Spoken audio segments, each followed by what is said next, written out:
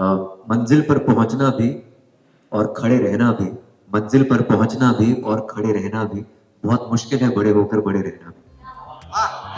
तो मैं पत्रकारिता कर चुका हूँ और मुझे ऐसा लगा मेरी यहाँ पर एक एक तरह से मैं अपने घर वापस आ गया और हमारी सिनेमा जगत भी पत्रकारिता से जुड़ी हुई है, तभी से मास मीडिया बोला जाता है। It's a very warm afternoon in Mumbai.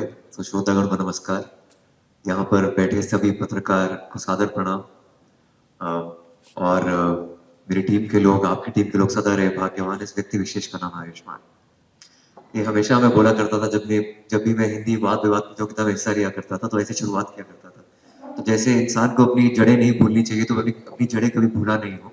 जैसे आपने बोला कि मैं पत्रकारिता कर चुका हूँ और मुझे ऐसा लगा मेरी यहाँ पर एक एक तरह से मैं अपने घर वापस आ गया हूँ, क्योंकि ये पत्रकार की जिंदगी जो है बहुत ही एक ऐसी होती है कि आप हमेशा सीखते रहते हैं, जानते रहते हैं। जितना आप जानते हैं, पहचानते हैं, उतना आपके लिए अच्छा होता है। और हमारी सिनेमा जगत भी पत्रकारिता से जुड़ी हुई है, तभी से मास मीडिया बोला जाता है।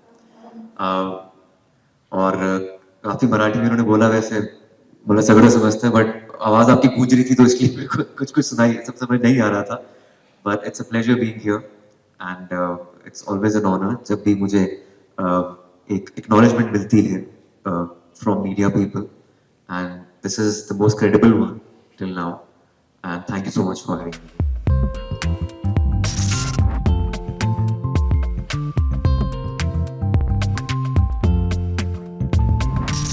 देखिए, ऐसा एक हिट फिल्म देनी है ये सोचकर मैं कोई फिल्म नहीं करता हूँ। मैं ये सोचकर फिल्म करता हूँ कि कुछ नया किया जाए। कुछ ऐसी कहानी पर्दे पर लेकर आई जाए जो अलग हो, जिसने जो पहले कभी दिखाई नहीं गई हो सिनेमा में। सो मेरी हमेशा वही मुहिम रहती है।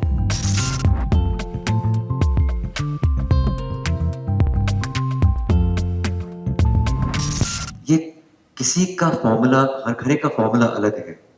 अगर एक फॉर्मूला आता तो हर एक व्यक्ति सक्सेसफुल होता, पर एक अपना रास्ता बनाया है, वो शायद राज वो होगा। क्योंकि मैं इंडस्ट्री से नहीं हूँ, तो मुझे कुछ अलग करना था, इसलिए हर फिल्म में एक अलग विषय पे कुछ मैं कहना चाहता हूँ और एक वैल्यू एडिशन देना चाहता हूँ हर एक फिल्म के साथ। एंटरटेनमेंट के साथ वैल्यू एडिशन जो है वो आई थिंक वो मेरे लिए अलग है, and maybe that's the reason.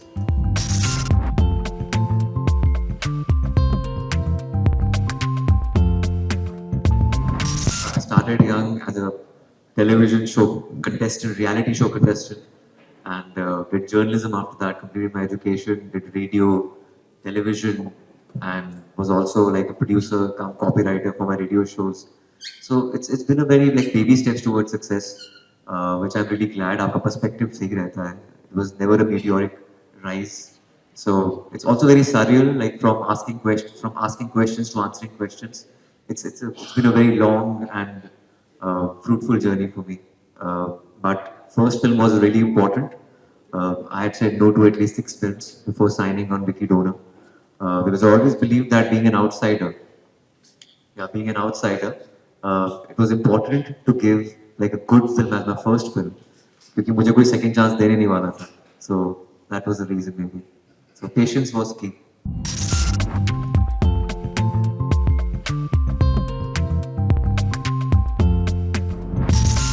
Our cinema is ever evolving, and we've seen the maximum evolution in the past 3 or 4 years. That is during pandemic and post-pandemic, because uh, we were exposed to content from all across the world, global cinema, global content, global series हम देख रहे थे. So expectations and the benchmarks were set by those series, and expectations of audience was dramatically changed. Uh, so I think whatever we were supposed to uh, see the change in another like 3 years, I think it hastened the process.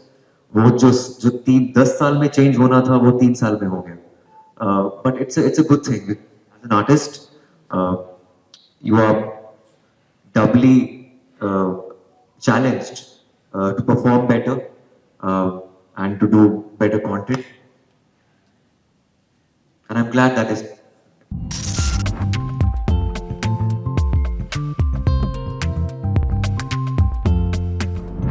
Yeah, my father passed away last year, but yeah, he was like a guru to me. Uh, After finishing my graduation and post graduation, उन्होंने, मैं theatre करना चाहता था चंडीगढ़ में, कर भी रहा था, 5 साल के लिए किया था मैंने। तो मेरी प्रोडक्शन चल रही थी थिएटर की। जैसे एग्जाम खत्म हुए थे तो पापा थिएटर में आए और उन्होंने बोला कि अगले दिन आप, ये आपकी टिकट है, ये आपके बैग्स हैं, आपको मुंबई जाना है, क्योंकि चंडीगढ़ में आपका कुछ नहीं हो सकता अगर एक्टर बनना है तो फिर अ, मैं चंडीगढ़ से मुंबई आया, स्ट्रगल किया, and I think being at the right place at the right time, या वो कह लीजिए, या टाइमिंग करेक्ट थी, या फर्स्ट मूवर एडवांटेज था। So I think there is no wrong time to the right thing. जो आपको करना है वो कर लेना चाहिए। और I think success is the, you know, the difference between execution, ideation and execution should be less. तो शायद इसलिए मैं जल्दी आ गया। I started young and it भाई मेरा छोटा भाई है, तो वो इनफैक्ट उसने लॉ किया है। He never wanted to be an actor, वो क्रिकेटर बनना चाहता था, वो अंडर 19 हरियाणा को कैप्टन भी कर चुका है। बट जब मैं एक्टर बना तो उसका भी एक तरह से एक रुझान एक्टिंग की तरफ, सिनेमा की तरफ हुआ। He was supportive, but support रही है मुझे हमेशा। This lot of difference Mumbai और चंडीगढ़ में, बट एक सिमिलैरिटी है, कल्चरल मेल्टिंग पॉट अब चंडीगढ़ बन चुका है जैसे मुंबई। मुंबई की मराठी बहुत अलग है, पुणे की बहुत ही अलग है, वो मेरे को समझ नहीं आती, मुंबई की फिर भी समझ आ जाती। चंडीगढ़ की पंजाबी आपको समझ आ जाएगी, अमृतसर की समझ नहीं आएगी, ये फर्क है बस। जैसे यहाँ से 3 घंटा दूर लोनावला है, चंडीगढ़ से 3 घंटे दूर शिमला है, तो बहुत सिमिलैरिटीज हैं। वहां पे भी अलग अलग राज्यों से, पंजाब, हरियाणा, हिमाचल, राजस्थान, यूपी, वहां से स्टूडेंट्स आते हैं और पढ़ते हैं। ऑफ कोर्स मुंबई का मुकाबला नहीं कि इससे बड़ा मेट्रोपॉलिटन और कॉस्मोपॉलिटन सिटी देश में नहीं है। चंडीगढ़ मेरी जन्मभूमि है, मुंबई मेरी कर्मभूमि है। चंडीगढ़ की रूट से चाहे जुड़ा हूं, लेकिन जो मुंबई ने मुझे दिया है, this city accepted me with open arms. ये सिर्फ मुझे ही नहीं, आई थिंक जो भी लोग यहाँ पर आते हैं सपने लेकर, that's why it's called city of dreams. So अब मैं अपने आप को मुंबई कर मानता हूँ।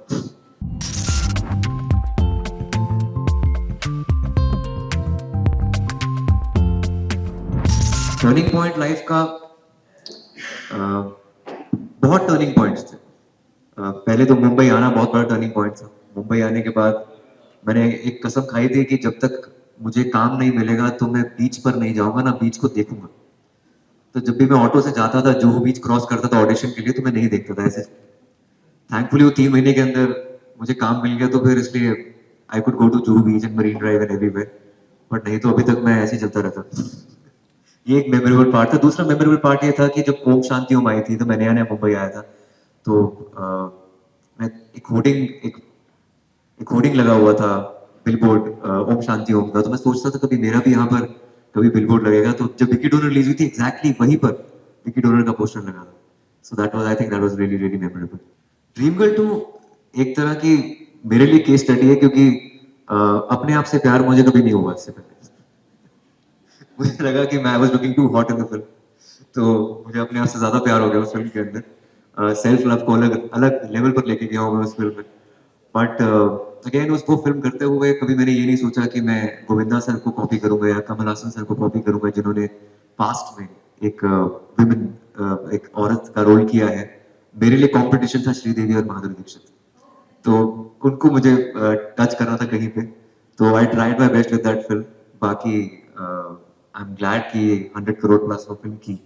एंड एक एक पूजा जो है, जो मेरा कैरेक्टर है फिल्म के अंदर, वो पॉपुलर हुआ। So I am glad that happened.